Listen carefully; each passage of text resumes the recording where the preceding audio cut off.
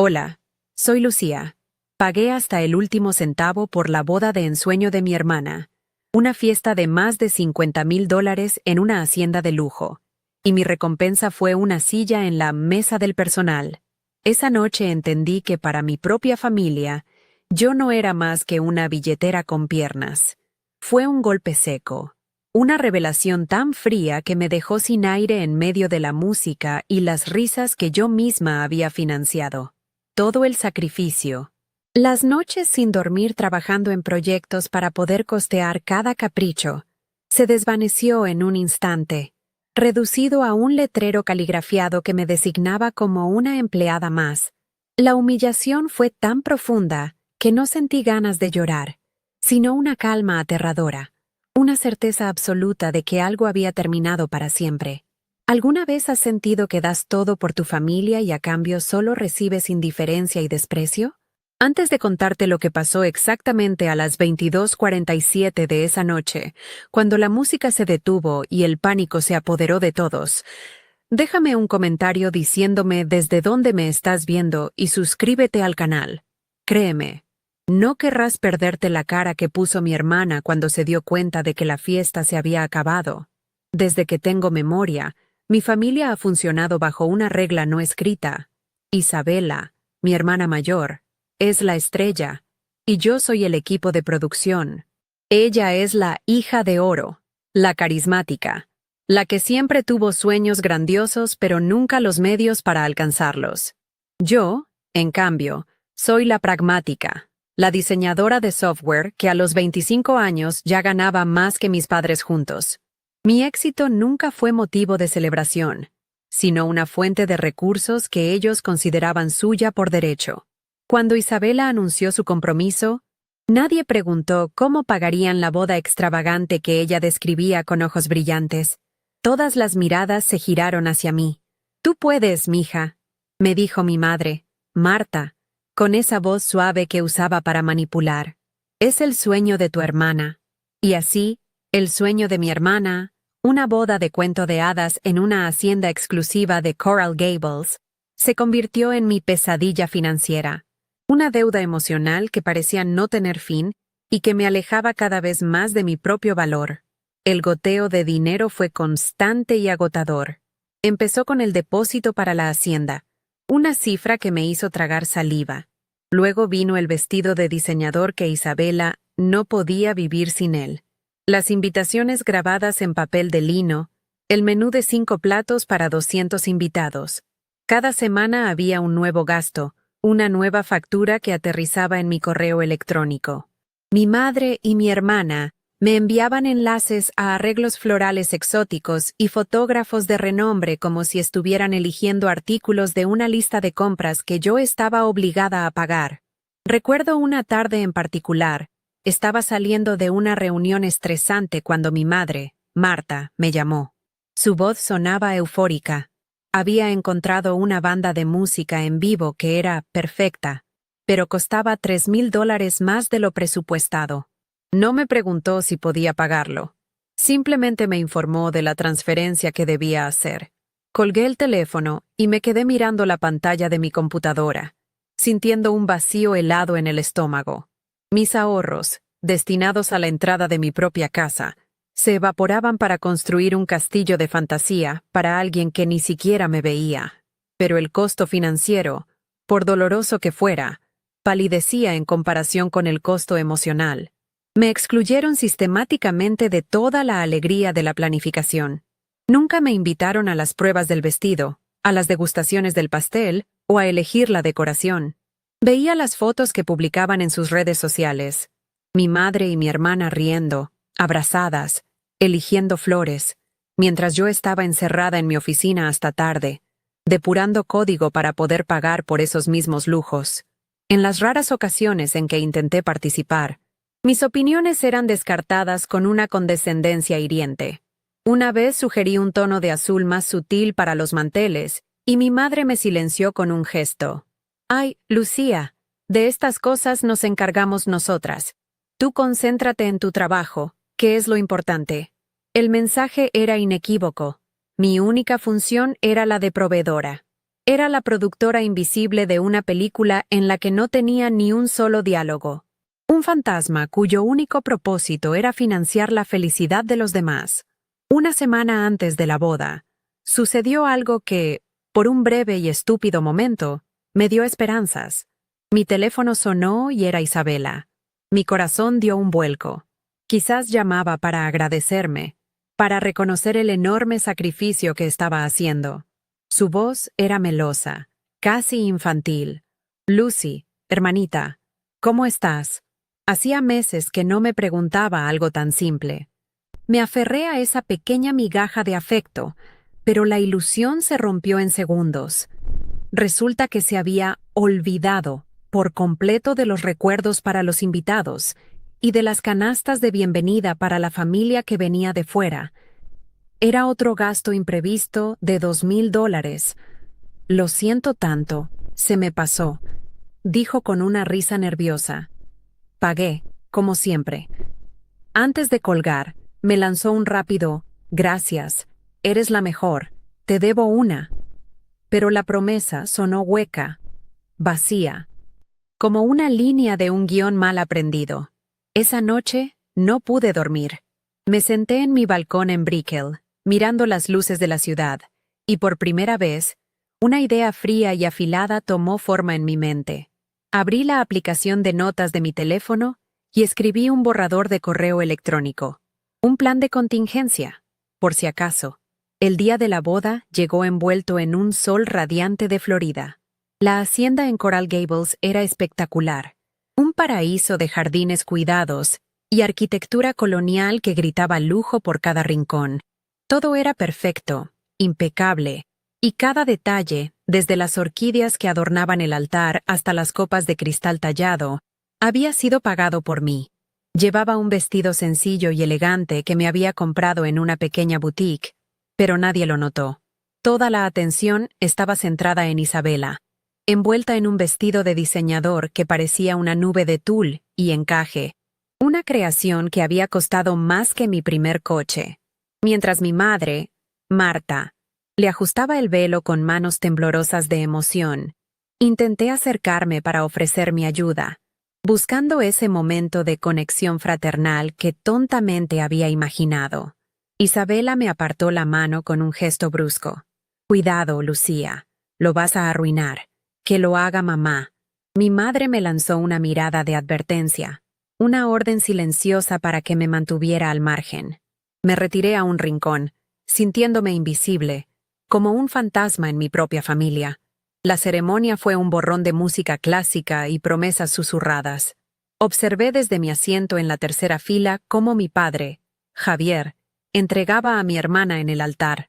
Su rostro reflejaba un orgullo inmenso, pero no me había dirigido la mirada en todo el día, como si yo fuera parte del mobiliario. Mientras Isabela y su ahora esposo intercambiaban los anillos, mi mente se desvió. Recordé el día de mi graduación universitaria, cuando me recibí con los más altos honores. Mis padres no asistieron. La excusa fue que Isabela tenía un resfriado terrible, y no podían dejarla sola. Siempre había sido así. Sus necesidades, sus dramas y sus sueños ocupaban todo el espacio, mientras mis logros eran meras notas a pie de página en la historia de su vida. Miré a los invitados, a todos esos rostros sonrientes disfrutando de una fiesta financiada con mis noches de insomnio y mis fines de semana trabajando. Una sensación de profunda y absoluta soledad me invadió. No pertenecía allí. Estaba presenciando la celebración de una familia que ya no sentía como mía. Cuando la recepción comenzó, el ambiente era de pura euforia. La banda tocaba una melodía animada. Los invitados reían y el champán fluía sin cesar. El salón de baile era una visión sacada de una revista de novias, con candelabros de cristal y centros de mesa tan elaborados que su costo probablemente equivalía a mi alquiler mensual. Busqué mi nombre en el plan de asientos con una extraña sensación de aprensión. Finalmente lo encontré.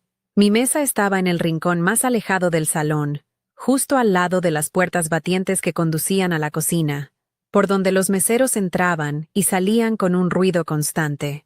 Y sobre el mantel blanco, perfectamente colocado en el centro, Había un pequeño letrero con una caligrafía elegante.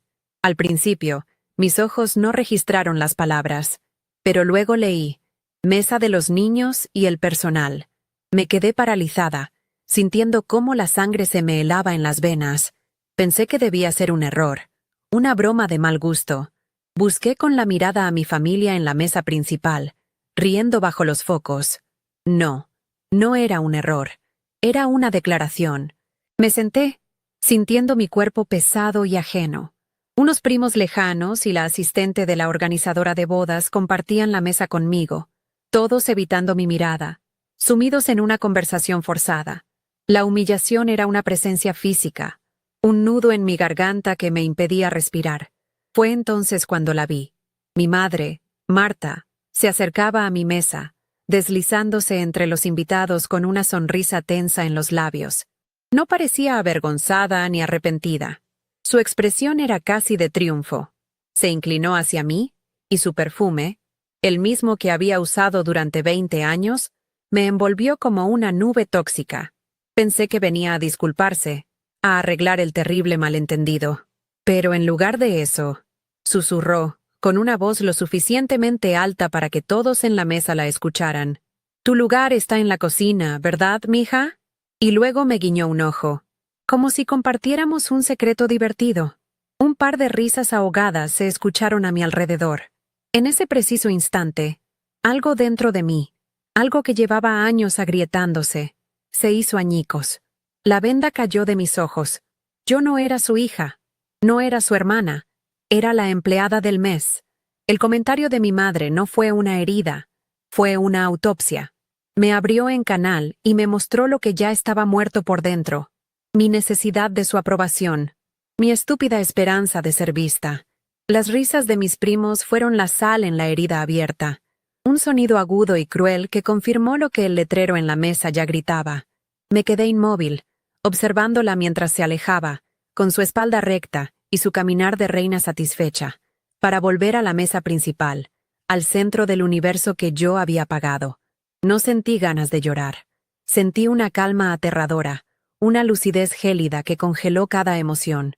Fue como si, de repente, estuviera viendo todo a través de un cristal grueso y a prueba de balas. Ellos estaban allá, en su mundo de fantasía, y yo estaba aquí, en la cruda realidad de mi función. La transacción había terminado. Solo quedaba cerrar la cuenta. Comenzó el primer baile. Isabela y su esposo, Daniel, flotaban en el centro de la pista bajo un foco de luz cálida. Se veían como una pareja de revista, perfectos, radiantes, una imagen de felicidad comprada con mi sudor. Pero al mirarla, ya no veía a mi hermana. Veía a una extraña, una actriz interpretando el papel principal en una obra que yo había producido y de la que ni siquiera me habían dado el programa. Recordé una tarde, meses atrás, cuando le mostré el presupuesto y sugerí una hacienda un poco más modesta para ahorrar algo de dinero. Ella se rió, una risa condescendiente que me encogió el estómago. «Ay, Lucy, no seas tacaña. Este es mi único día especial». La frase resonó en mi cabeza con una claridad brutal. Su día especial, mi año de infierno, cada sacrificio, cada noche en vela, cada dólar ganado con esfuerzo se había transformado en el tul de su vestido y las burbujas de su champán. Y para ella, yo no era más que el medio para un fin. Desde la mesa principal, mi padre, Javier, me miró por un instante. Sus ojos se encontraron con los míos y vi un destello de algo que podría haber sido vergüenza. Esbozó una sonrisa débil, casi una mueca, antes de desviar la mirada rápidamente hacia la pareja que bailaba. Su pasividad me golpeó con más fuerza que la crueldad activa de mi madre. Él siempre había sido así, un espectador silencioso de la dinámica familiar, un cómplice por omisión. Su silencio era un grito que decía que aprobaba el trato, que estaba de acuerdo con mi rol de cajero automático. Sabía perfectamente que ellos no tenían cómo pagar ni una fracción de esa fiesta. Su orgullo de padre, el que exhibía esa noche, estaba financiado íntegramente por la hija a la que ni siquiera podía sostenerle la mirada. Entendí que no tenía un solo aliado en esa habitación. Estaba sola, y esa soledad, en lugar de debilitarme, comenzó a sentirse como una armadura. Un mesero se acercó a nuestra mesa, la del personal y los niños perdidos. Su trato era eficiente pero impersonal, notablemente diferente al tono reverencial que usaba con los invitados de las mesas principales. ¿Van a ordenar la cena?, preguntó sin mirarnos realmente. Era otra microagresión, otra confirmación de mi estatus en esa farsa. El menú, que yo misma había aprobado y pagado, ofrecía un filete miñón o un salmón con costra de hierbas que costaba una fortuna por plato. Mis compañeros de mesa pidieron con timidez. Yo negué con la cabeza. Solo agua, por favor. El nudo en mi garganta había hecho imposible tragar. El olor de la comida de lujo, la misma que había elegido en una degustación a la que no me invitaron, me revolvió el estómago. Todo el esplendor de la hacienda de Coral Gables se había vuelto grotesco. Una jaula dorada que yo misma había construido y cerrado con llave desde adentro. Saqué mi teléfono del bolso. La pantalla se iluminó, mostrándome el borrador de correo electrónico que había escrito una semana antes. En un momento de oscura premonición, el asunto era frío y corporativo. Cancelación de servicios. Boda Isabela Vargas. En el cuerpo del texto, había una lista metódicamente detallada de cada proveedor, cada número de contrato y cada pago pendiente garantizado por mi tarjeta de crédito. Lo había redactado como un mecanismo de defensa, un plan de contingencia por si las cosas se ponían demasiado mal. Pero lo que sentía ahora no era demasiado mal, era el final. El teléfono, esa extensión de mi mente que usaba para crear códigos y cerrar tratos, se sentía diferente en mi mano. Ya no era una herramienta de trabajo, era un arma. Y por primera vez en mi vida, sentía que tenía el derecho de usarla para defenderme. Un recuerdo fugaz, tan nítido como el cristal de las copas, me asaltó. Tenía 16 años y era Navidad.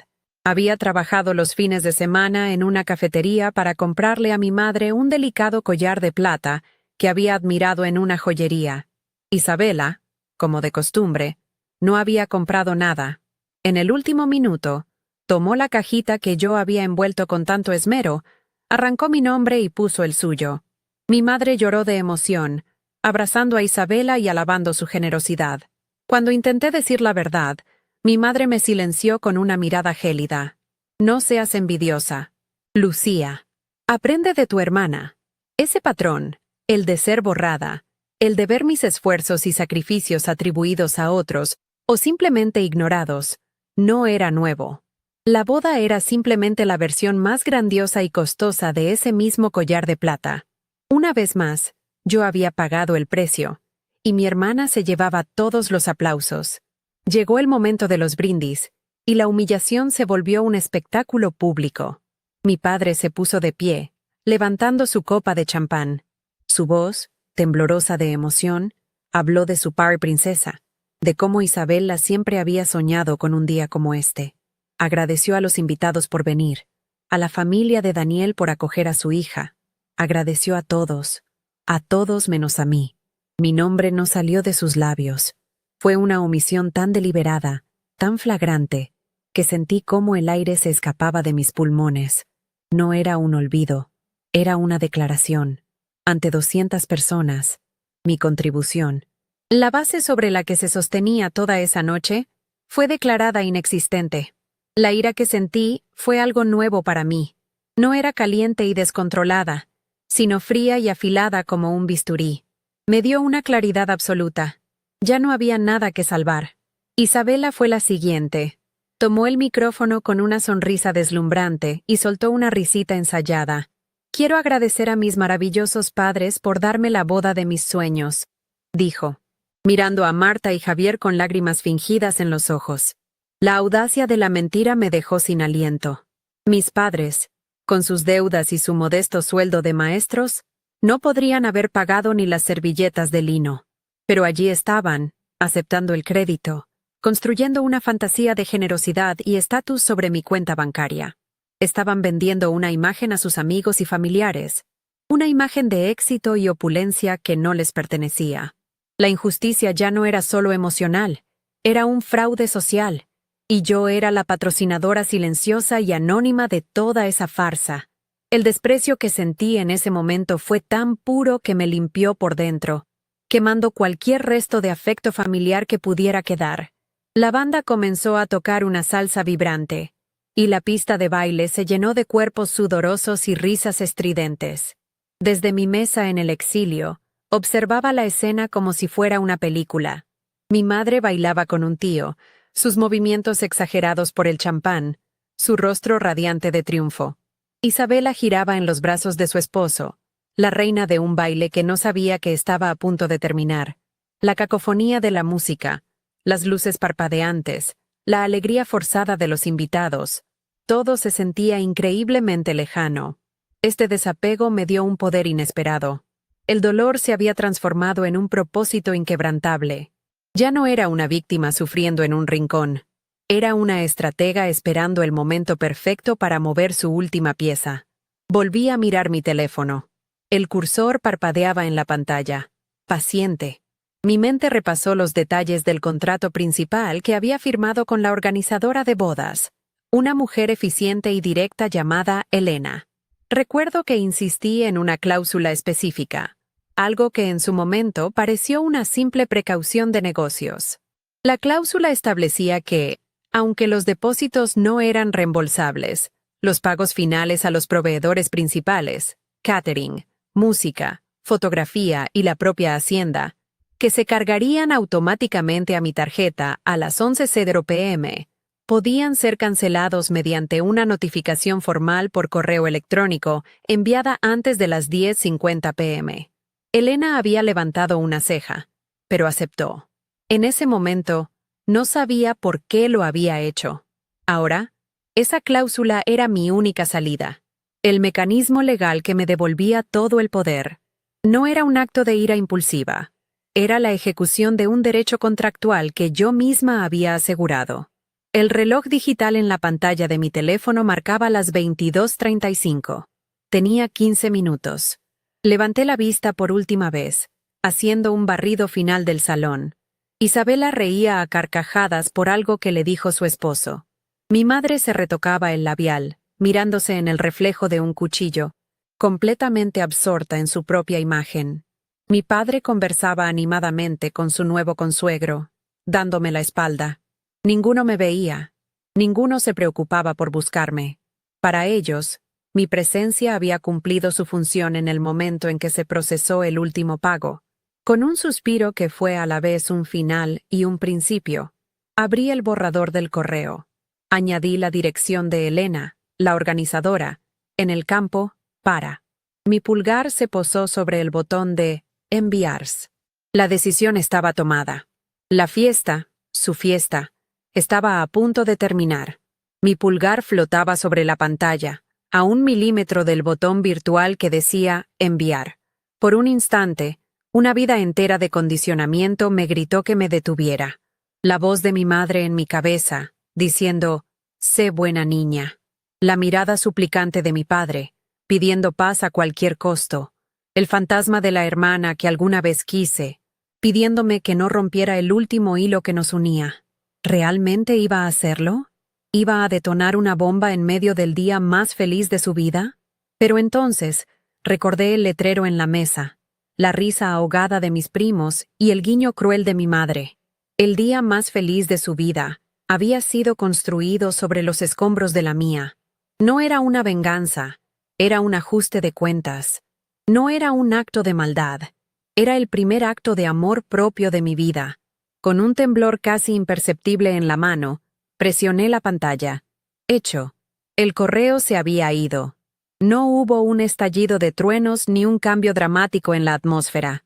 La música siguió sonando, la gente siguió riendo y el champán siguió fluyendo. El correo electrónico, con su carga de consecuencias financieras y sociales, se deslizó silenciosamente a través de la red. Una serpiente digital en un jardín del Edén artificial. Me recosté en mi silla, sintiendo un vacío absoluto. No era alivio ni alegría. Era la calma que sigue a una amputación. Había cortado una parte de mí que estaba gangrenada, una parte que me estaba matando lentamente. Miré a mi familia en la mesa principal, tan ajenos a la tormenta que se avecinaba. Por primera vez, No sentí el anhelo de estar con ellos. Solo los veía como lo que eran, extraños a los que les había financiado una noche de fantasía. La conexión se había roto, y el silencio que dejó a su paso era, extrañamente, pacífico. Por un segundo, el pánico intentó abrirse paso. ¿Y si me había equivocado? ¿Y si esto era una reacción desproporcionada a una serie de torpes, aunque crueles, desaires? Mi mente, en un último intento de sabotaje, me trajo un recuerdo de la infancia.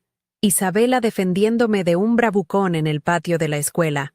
¿Dónde había quedado esa chica? ¿Cuándo se había transformado en esta extraña egocéntrica? Pero la nostalgia fue ahogada por una avalancha de recuerdos más recientes.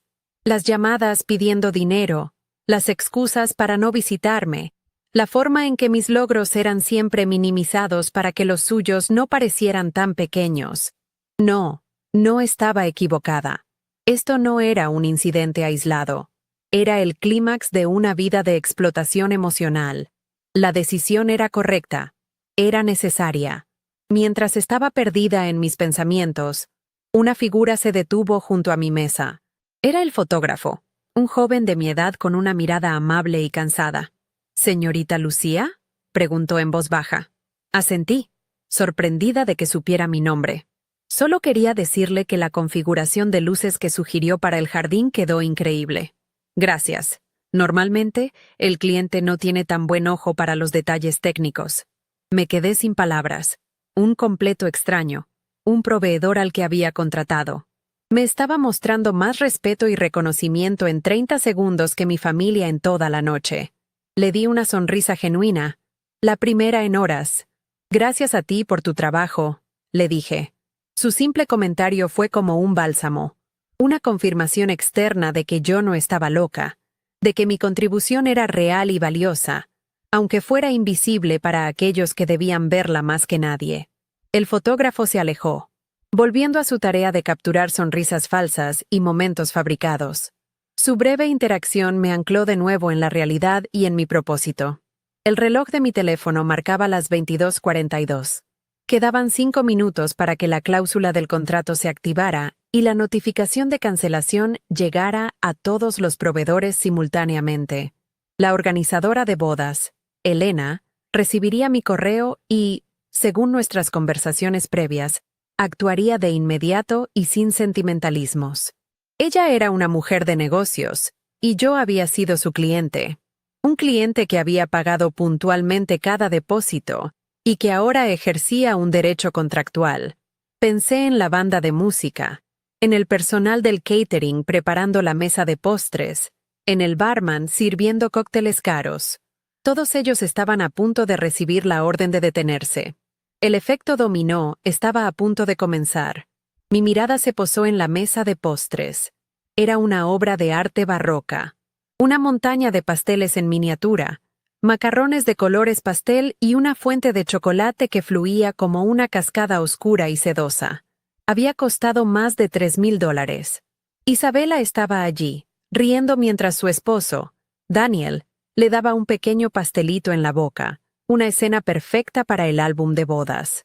Observé la opulencia, el exceso, la descarada exhibición de una riqueza que no era suya.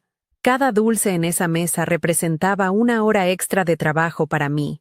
Una cena solitaria frente a mi computadora. Un fin de semana sacrificado. La dulzura de la escena me provocó un sabor amargo en la boca.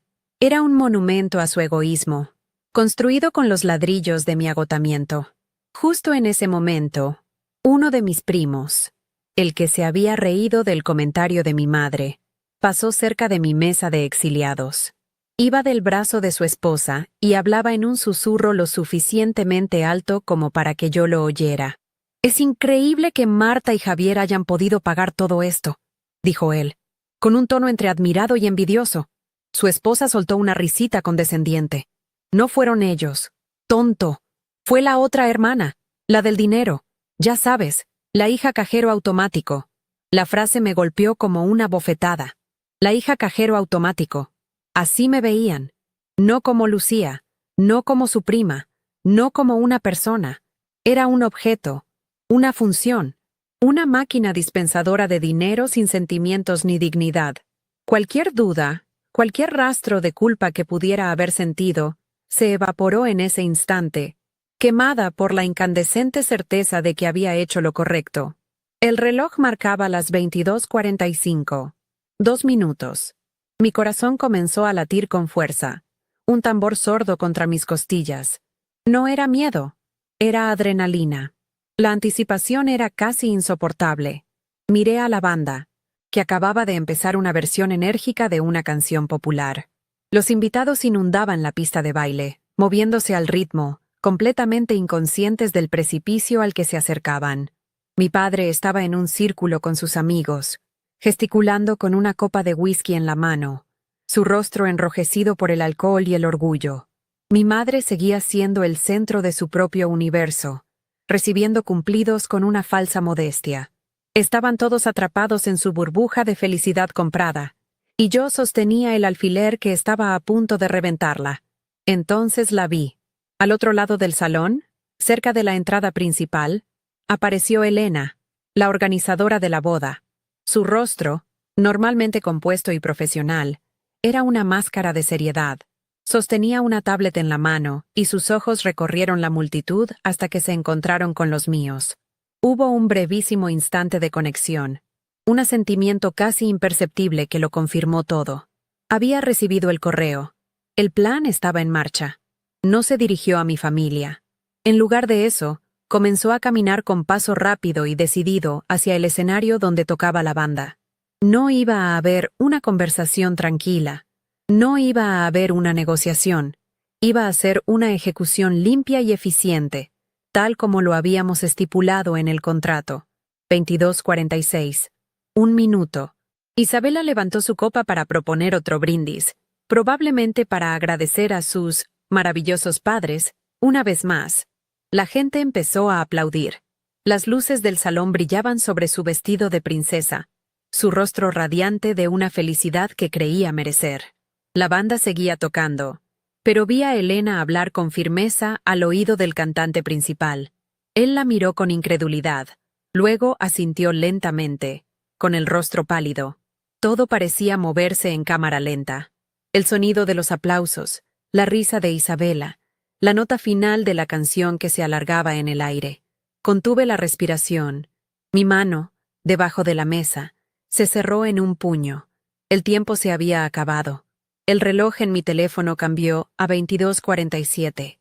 Y entonces, el mundo se quedó en silencio. El silencio fue lo primero que golpeó. Un vacío repentino y absoluto que se tragó la música, las risas y las conversaciones. En la pista de baile, los cuerpos se detuvieron a mitad de un giro. Las sonrisas se congelaron en los rostros. Mi hermana Isabela y su esposo quedaron petrificados en una pose de baile, como estatuas en un jardín de caos inminente. El murmullo confuso de 200 invitados llenó el salón, una ola de ¿qué pasó? ¿Y se fue la luz? Desde mi rincón, en la mesa del personal, yo no me moví.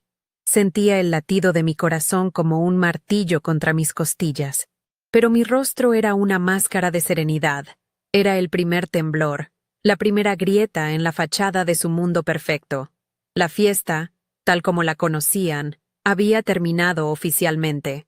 La confusión inicial de los invitados rápidamente se transformó en una visible irritación en la mesa principal.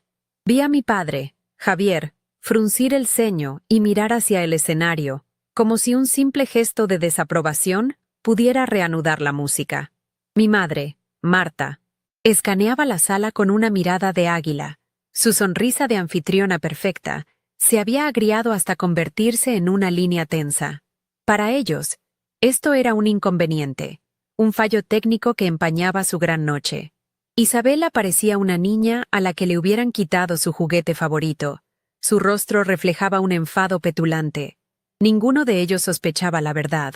Observé cada una de sus reacciones, catalogándolas con una frialdad clínica, sintiendo cómo se ensanchaba el abismo que me separaba de ellos. Ya no eran mi familia. Eran los sujetos de un experimento que yo misma había puesto en marcha. Fue entonces cuando Elena, la organizadora de la boda, Subió al escenario y tomó el micrófono de las manos del cantante, cuya cara era un poema de desconcierto. La profesionalidad de Elena era su armadura. Su voz resonó en el salón, tranquila pero cargada de una autoridad inquebrantable. Damas y caballeros, les pido un momento de su atención, por favor. Inmediatamente, todos los ojos se clavaron en ella. El murmullo cesó. La tensión en el aire se podía cortar con un cuchillo. Mi familia la miraba, esperando que anunciara una solución, que pidiera disculpas por el contratiempo. Pero yo sabía que no iba a haber disculpas. Iba a haber consecuencias. Aferré el borde de mi silla bajo el mantel, mis nudillos blancos por la presión. El momento había llegado. Mientras Elena se preparaba para hablar, noté un movimiento coordinado en la periferia de mi visión. En la parte trasera del salón, el equipo de catering, que momentos antes estaba dando los toques finales a la extravagante mesa de postres, se detuvo en seco. El chef principal salió de las puertas de la cocina, con el teléfono en la mano, y tras una breve mirada, hizo un gesto cortante a su personal. Con una eficiencia silenciosa y brutal, comenzaron a cubrir los delicados pasteles con film transparente. El sonido más desolador fue el suave zumbido de la fuente de chocolate al ser apagada. El río de chocolate se detuvo. Era una señal visual inequívoca. La fiesta no continuaría. La opulenta exhibición, pagada con mi dinero, estaba siendo desmantelada pieza por pieza ante los ojos de todos. Mi madre, Marta, fue la primera de mi familia en darse cuenta. Su mirada pasó de la irritación al pánico cuando vio a los camareros empezar a retirar las bandejas de postres intactas. Se levantó de la mesa principal con un movimiento brusco y se dirigió hacia ellos. Su caminar era el de una reina cuyo decreto había sido ignorado. «¿Disculpe? ¿Qué cree que está haciendo?», le espetó a un joven camarero que se llevaba un carrito con cientos de macarrones. El joven la miró sin expresión. Luego dirigió su vista a su jefe, y simplemente continuó su camino, dejándola plantada en medio del salón. Por primera vez en su vida, quizás, Marta fue completamente ignorada. Su estatus, su autoridad de madre de la novia, se había evaporado. El poder había cambiado de manos. El desmantelamiento se extendió como una plaga silenciosa. Al otro lado del salón, el fotógrafo y su asistente comenzaron a guardar su equipo con una prisa que no dejaba lugar a dudas. Los flashes se guardaron, los trípodes se plegaron, y el sonido metálico de los cierres de los maletines de las cámaras resonó en el silencio tenso. No estaban tomando un descanso, estaban terminando su trabajo. Los invitados, ahora completamente cautivados por el drama, sacaron sus teléfonos, no para tomar fotos de la feliz pareja, sino para grabar el colapso de la boda más lujosa a la que probablemente habían asistido. La fachada de perfección se estaba desmoronando en tiempo real, y el espectáculo era mucho más fascinante que cualquier primer baile. En el escenario, la voz de Elena volvió a sonar, clara y sin una pizca de emoción. Debido a una cancelación contractual de los pagos finales, todos los servicios para esta noche, incluyendo música, catering, fotografía y el alquiler del local, han sido suspendidos con efecto inmediato. Un jadeo colectivo recorrió la sala. Las palabras, tan corporativas y desapasionadas, fueron como una sentencia de muerte para la fiesta. Busqué el rostro de Isabela. La incredulidad luchaba contra la comprensión en sus ojos. Su boca se abrió y se cerró como un pez fuera del agua. Se giró hacia nuestros padres, su expresión suplicando una explicación, una negación, cualquier cosa que hiciera que esto no fuera real. Pero la realidad era ineludible. Mi padre, Javier, se puso pálido. Él, a diferencia de mi madre y mi hermana, entendía el lenguaje de los contratos y las consecuencias financieras. Su cabeza se giró lentamente, como en una película de terror, hasta que sus ojos encontraron los míos a través del salón. Fue una conexión instantánea y terrible. No había ira en su mirada todavía, solo un horror que se expandía y una pregunta silenciosa que gritaba más fuerte que cualquier palabra. ¿Fuiste tú? No aparté la vista. Le sostuve la mirada. mi rostro tan impasible como el de una estatua de mármol. No necesitaba confesar. Él ya lo sabía. La acusación había sido lanzada y recibida en el silencio más absoluto.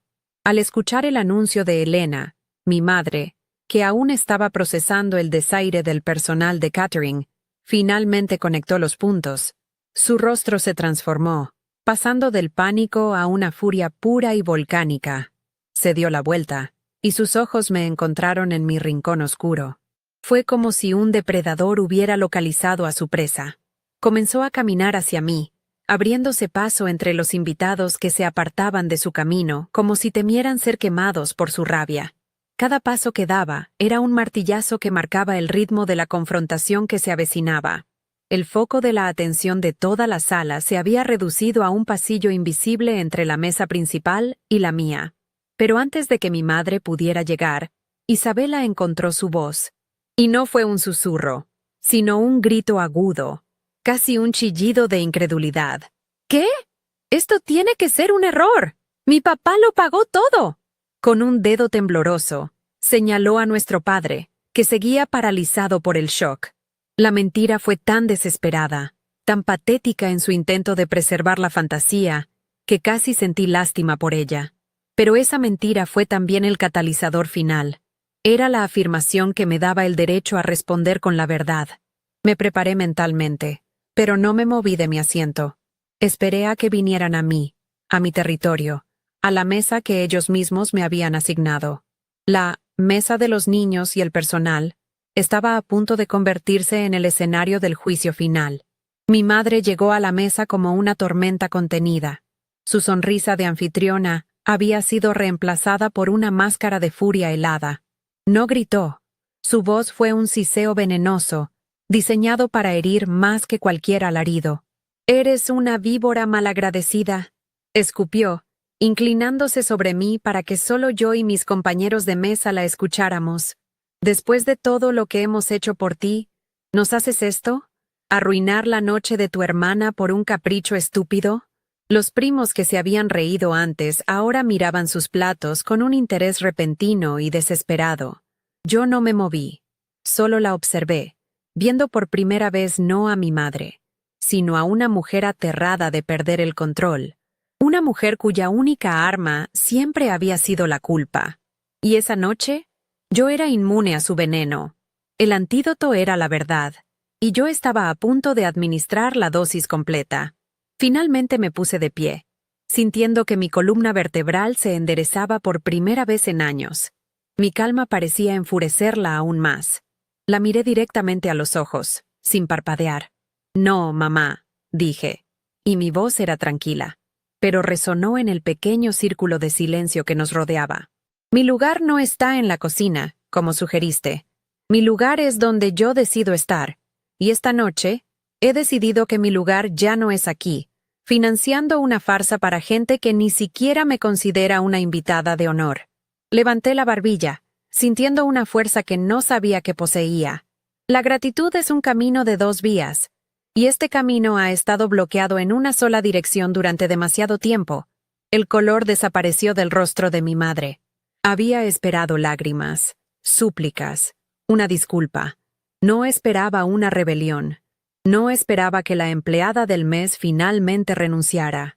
En ese momento, Isabela llegó corriendo, empujando a nuestra madre a un lado. Su rostro perfecto estaba desfigurado por el llanto, el rímel caro creando surcos negros en sus mejillas. Parecía una muñeca rota. «¿Cómo pudiste?», gritó, su voz aguda y temblorosa, atrayendo la atención de todos los que aún no estaban mirando.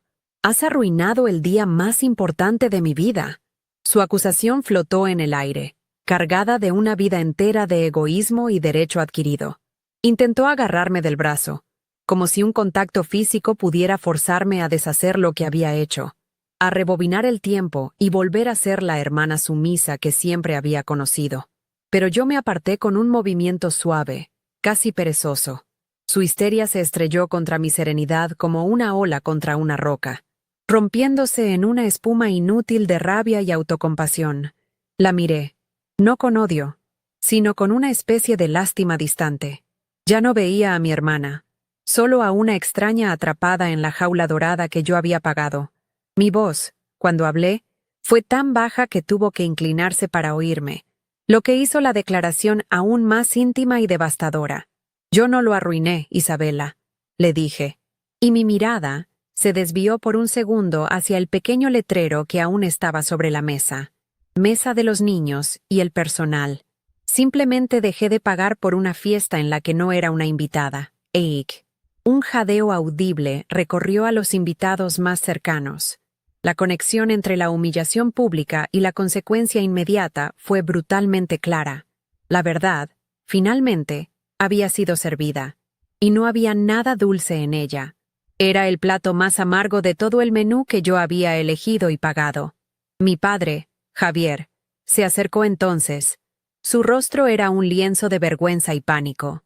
Siempre había sido el pacificador, el que suavizaba los bordes afilados de mi madre y mi hermana, el que me pedía con la mirada que se diera por el bien de la paz familiar. Lucía, hija, por favor, suplicó en voz baja, mirando nerviosamente a los invitados que ahora grababan descaradamente con sus teléfonos. Hablemos de esto. Podemos arreglarlo. No hagas esto aquí. Su preocupación no era por mis sentimientos, ni por la dinámica rota de nuestra familia. Su preocupación era la óptica, la humillación pública. Quería barrer el desastre debajo de la alfombra, una alfombra que yo había pagado. Pero ya no había alfombra. Solo el suelo duro y frío de la realidad. Me volví hacia él, y la decepción que sentí fue tan profunda que me robó el aliento por un segundo. Su pasividad había sido tan dañina como la agresión activa de mi madre. ¿Arreglarlo, papá?, repetí, y mi voz tenía un filo que nunca antes había usado con él. ¿Arreglar qué, exactamente? ¿Los 25 años en los que has permitido que me traten como su cuenta bancaria personal?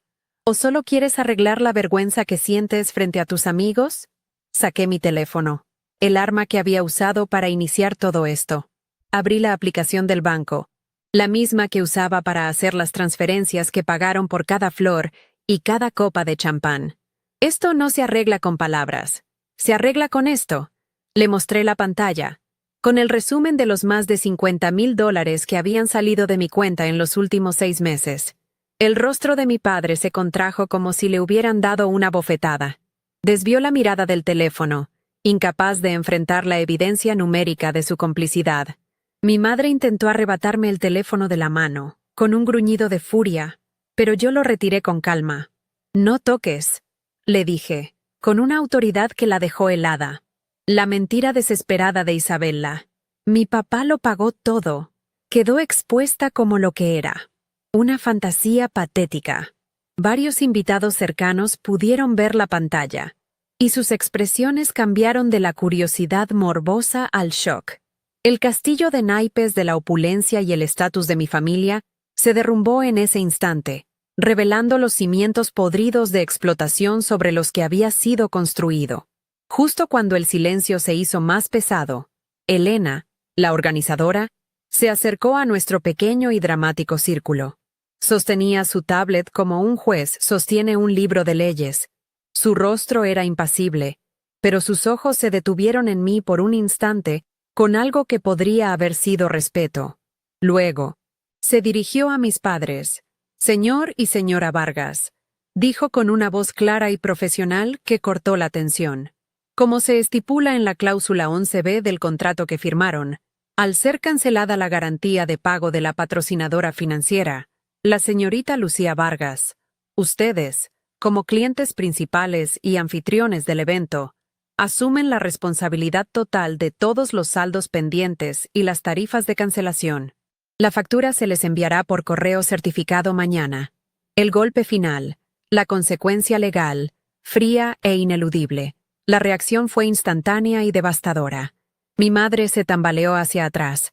Su mano voló a su pecho, como si no pudiera respirar.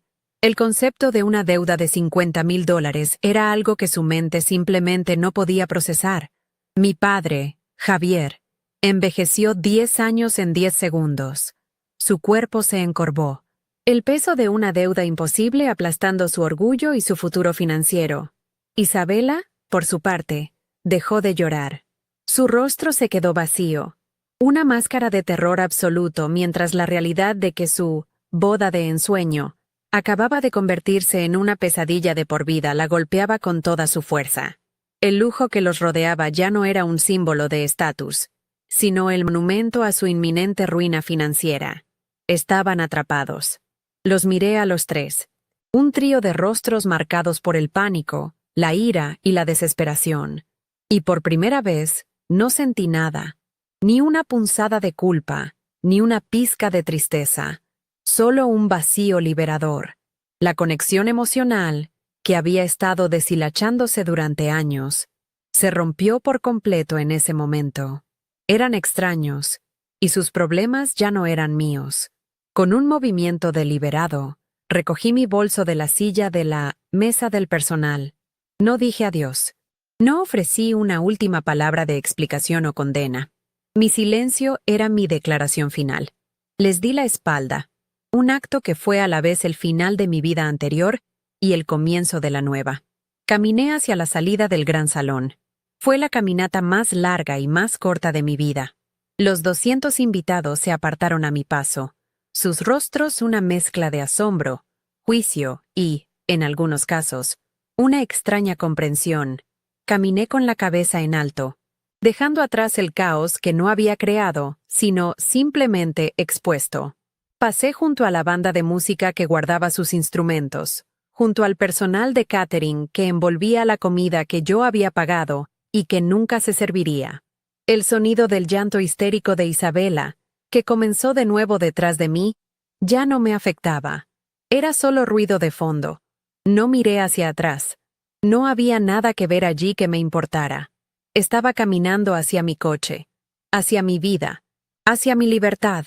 Al subir a mi BMW, el coche que me había comprado con el primer bono de mi carrera, y que mi madre siempre criticaba por ser demasiado ostentoso, sentí que el suave cuero del asiento me abrazaba. El silencio dentro del vehículo, después del caos del salón, era casi sagrado. Encendí el motor, y su zumbido bajo y potente fue la primera nota de la banda sonora de mi nueva vida. Mientras me alejaba de la hacienda en Coral Gables, las luces de la fiesta fallida se encogieron en mi espejo retrovisor hasta desaparecer. No lloré. Sentí una extraña ligereza, como si me hubieran quitado un peso de encima que ni siquiera sabía que llevaba. Cada milla que me separaba de ellos, cada semáforo en verde que encontraba en mi camino de regreso a Brickell, se sentía como una pequeña victoria, un paso firme hacia un territorio desconocido y prometedor. Mi propia vida, bajo mis propias reglas. Esa noche, mi apartamento se sintió diferente. Siempre había sido mi refugio, pero ahora era mi fortaleza. El silencio ya no era un recordatorio de mi soledad, sino el sonido de mi paz. Lo primero que hice fue servirme un vaso de agua, sintiendo cómo el líquido frío me limpiaba por dentro. Luego, me senté en mi sofá, saqué mi teléfono, y con una determinación que nunca antes había sentido, abrí mis contactos. Busqué el nombre de mi madre, Marta, y presioné bloquear. Hice lo mismo con mi padre, Javier, y con mi hermana, Isabela. Uno por uno, borré cada conexión digital que tenían conmigo.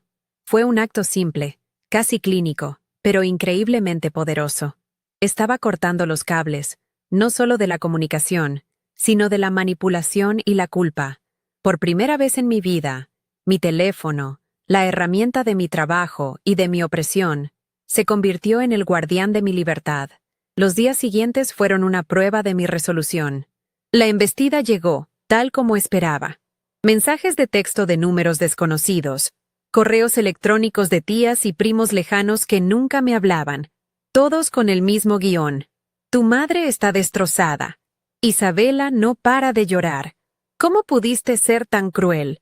Eran misiles de culpa diseñados para derribar mis defensas y arrastrarme de vuelta al redil familiar.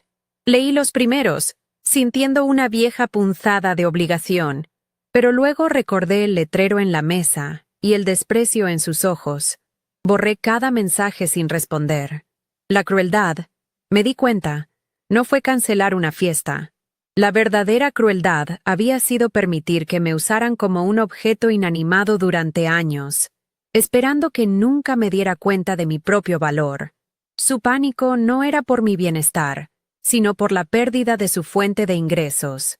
Las consecuencias financieras para ellos fueron exactamente las que Elena, la organizadora, había predicho. Un par de semanas después, me enteré a través de un primo que sí me respetaba y que me llamó para ofrecerme su apoyo, que la factura total, incluyendo las penalizaciones por cancelación, ascendía a casi $60,000. Mis padres, con sus sueldos de maestros y sin ahorros significativos, no tuvieron más opción que sacar una segunda hipoteca sobre la casa familiar en Westchester, la casa donde crecí. La vergüenza social fue brutal. La historia de la boda que se apagó se convirtió en la comidilla de su círculo de amigos y familiares. El estatus que habían intentado comprar con mi dinero se convirtió en una deuda que los marcaría por años. Un recordatorio constante y humillante del precio real de su arrogancia. Mientras ellos se hundían en las deudas, yo comencé a flotar. Por primera vez, mi cuenta bancaria era mía. El dinero que ganaba con tanto esfuerzo ya no se desviaba para financiar los caprichos de otros. Miré los fondos que había estado ahorrando para la entrada de una casa, los mismos que casi desaparecen por completo, y sentí una oleada de posibilidades. Comencé a buscar propiedades, no solo apartamentos en Brickell, sino pequeñas casas con jardín en Key Biscayne. Hice planes para un viaje a Italia, un sueño que siempre había pospuesto porque Isabela necesitaba algo. Cada decisión financiera que tomaba era un acto de autoafirmación. Ya no estaba construyendo el castillo de nadie más. Estaba poniendo los cimientos del mío, y cada ladrillo se sentía sólido, real y merecido. Un mes después del incidente, recibí un sobre en mi correo. No tenía remitente, pero reconocí la letra temblorosa de mi padre, Javier. Dentro, había una carta de 2 páginas. No era una disculpa, era un lamento lleno de autocompasión y acusaciones veladas. Escribió sobre cómo había destruido a la familia, sobre la humillación que él y mi madre estaban sufriendo, y sobre cómo mi hermana podría no superar nunca el trauma. En ningún momento reconoció su papel, su pasividad, su complicidad. La carta terminaba con una frase que lo resumía todo.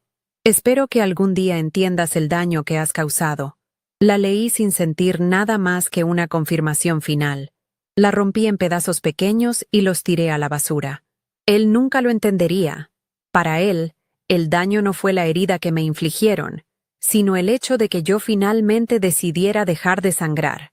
En cuanto a Isabela, su matrimonio de ensueño comenzó con una pesadilla. La deuda masiva se cernió sobre su nueva vida como una nube de tormenta. Supe, por el mismo primo, que la familia de su esposo, Daniel, estaba horrorizada por el escándalo y la irresponsabilidad financiera. El cuento de hadas se desvaneció rápidamente cuando las facturas comenzaron a llegar. La presión financiera puso una tensión inmediata en su relación. El lujoso apartamento que habían planeado alquilar se convirtió en uno mucho más modesto. La luna de miel en Bora Bora fue cancelada. La vida perfecta que había construido sobre mis espaldas se derrumbó en cuanto tuvo que sostenerla por sí misma. Su estatus de hija de oro se oxidó, revelando el metal barato que había debajo. Mi madre, Marta, fue la que más perdió, porque su identidad entera estaba invertida en la imagen de una matriarca exitosa y generosa. Sin mi dinero para financiar sus fantasías, y con su reputación social hecha trizas, se quedó sin nada. Perdió el control sobre mí, que era su verdadera fuente de poder. Perdió la admiración de sus amigas, que ahora susurraban a sus espaldas. Se convirtió en una figura trágica en su propia narrativa. Una reina destronada en un reino que nunca fue realmente suyo. Su intento de ponerme en mi lugar, en la cocina, resultó en que ella perdiera el suyo en el centro del escenario. La ironía era tan amarga como justa. 6 meses después, firmé los papeles de mi primera casa, una pequeña villa con un jardín lleno de bugambillas en Key Biscayne. Mientras estaba sentada en el porche vacío, con las llaves en la mano, miré mi teléfono. No había mensajes de ellos. No había llamadas perdidas. Solo silencio. Y en ese silencio, Encontré mi respuesta. No los odiaba. Simplemente ya no existían en mi mundo. La familia no es la sangre que compartes, sino el respeto que te das. Esa noche, en la boda, no perdí una familia. Me liberé de mis carceleros. Y al alejarme de las ruinas de su fiesta, finalmente encontré el camino a casa. Un lugar que, por primera vez, era verdaderamente mío. Al final, lo que aprendí esa noche en esa hacienda de lujo no fue sobre el dinero, ni sobre bodas, ni siquiera sobre la traición. Lo que realmente entendí es que el amor no debe ser una deuda. Durante años, creí que mi valor en mi familia era directamente proporcional a lo que podía dar, a cuánto podía sacrificar. Pagué por su afecto con mi tiempo, mi energía y mi cuenta bancaria. Y cuando dejé de pagar, el afecto se detuvo. Esa es la definición de una transacción, no de una familia. La lección más dolorosa y liberadora de mi vida fue darme cuenta de que no estás obligado a prenderte fuego para mantener a otros calientes. Mi amor propio no podía seguir siendo el combustible para la hoguera de su vanidad. Tenía que elegirme a mí, porque nadie más lo iba a hacer. Muchos de nosotros tenemos una mesa del personal en nuestras vidas. Quizás no es una mesa literal en una boda, pero es ese lugar al que nos relegan cuando dejamos de ser útiles. Es el momento en que solo te llaman cuando necesitan algo, cuando tus logros son minimizados para que otros no se sientan pequeños, o cuando se espera que soluciones problemas que no creaste. Es ese rincón emocional donde te sientas, sintiéndote invisible, mientras los demás celebran en la mesa principal con la felicidad que tú ayudaste a construir. Reconocer esa mesa es el primer paso, pero el más importante, el que lo cambia todo, es tener el coraje de levantarte, darte la vuelta y caminar hacia la salida sin mirar atrás. Tu dignidad no es negociable y no merece ser relegada a los márgenes de la vida de nadie. La gente a menudo confunde la bondad con la debilidad. Yo era la buena hija, la hermana generosa, y por eso creyeron que podían pisotearme sin consecuencias. Pero la verdadera fuerza no siempre grita. A veces, es un clic silencioso en un teléfono. Es la calma glacial que te invade cuando finalmente entiendes que ya has dado suficiente. Mi revolución no fue un estallido de ira en medio del salón. Fue una decisión tranquila y calculada, nacida de años de pequeñas humillaciones. Fue el acto de reclamar mi poder no para destruir a otros, sino para salvarme a mí misma. La lección aquí es que no necesitas su permiso para ponerte a salvo. Tu paz es tu responsabilidad, y a veces, para protegerla, tienes que convertirte en el villano de la historia de otra persona. Me han preguntado si me arrepiento, si alguna vez extraño a mi familia, y la verdad es que no extraño a las personas que eran esa noche.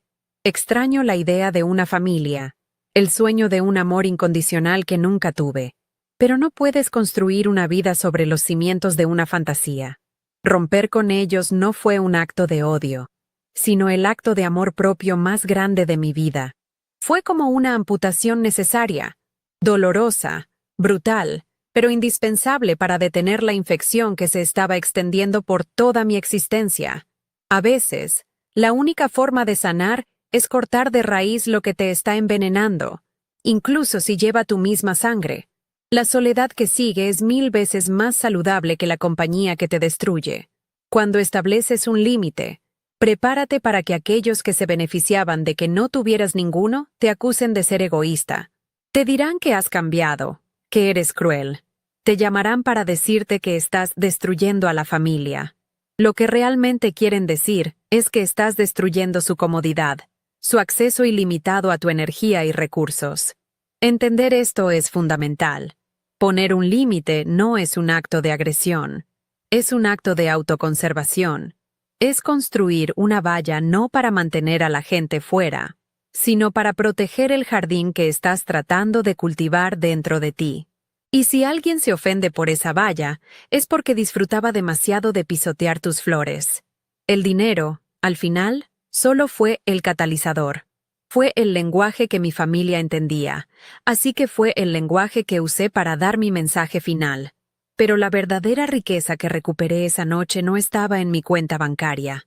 Estaba en la libertad de despertarme por la mañana y saber que mi día me pertenecía. Estaba en la paz de mi nueva casa. Un santuario construido no sobre el sacrificio, sino sobre el respeto propio. La opulencia de esa boda era falsa, un cascarón vacío. La verdadera abundancia es tener el control de tu propia vida. Es saber que tu valor no está en lo que puedes ofrecer a los demás, sino en quién eres cuando no estás dando nada en absoluto. Mi historia no es solo sobre una boda desastrosa, es sobre el momento en que decides que mereces ser la protagonista de tu propia vida, no una actriz de reparto en la de alguien más. Es sobre el poder que se encuentra al decir, basta. Si has llegado hasta aquí, es probable que algo en mi experiencia haya resonado contigo. Quizás tú también has estado sentado en una mesa que no te corresponde, sintiéndote invisible. ¿Alguna vez has tenido que tomar una decisión radical para recuperar tu paz? Si mi historia te ha tocado de alguna manera, suscríbete al canal y déjame un comentario contándome tu experiencia. A veces, compartir nuestras batallas es el primer paso para ganarlas y darnos cuenta de que no estamos solos en esta lucha por el respeto.